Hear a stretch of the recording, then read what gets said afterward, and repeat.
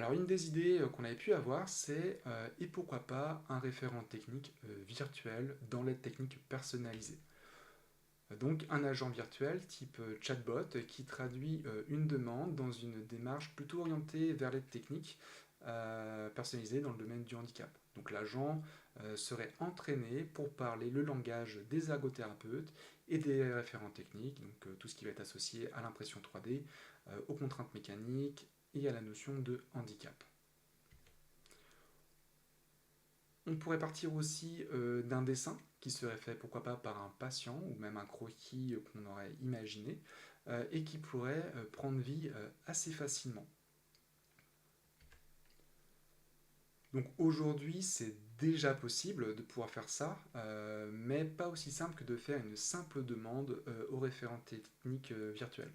Demain le référent technique virtuel pourrait tout automatiser, mais pour ça il faudrait qu'on l'entraîne. Mais aujourd'hui, c'est déjà possible, à partir d'un petit croquis, d'obtenir un objet 3D qui serait exploitable et customisable pour les aides techniques personnalisées.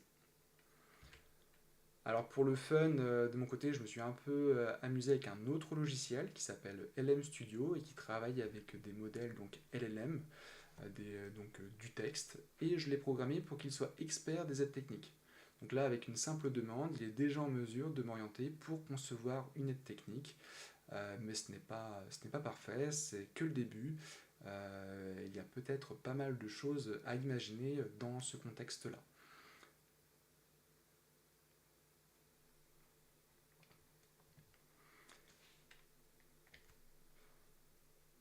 Merci beaucoup pour votre attention. J'espère pouvoir vous retrouver physiquement aux prochaines rencontres Rehablab.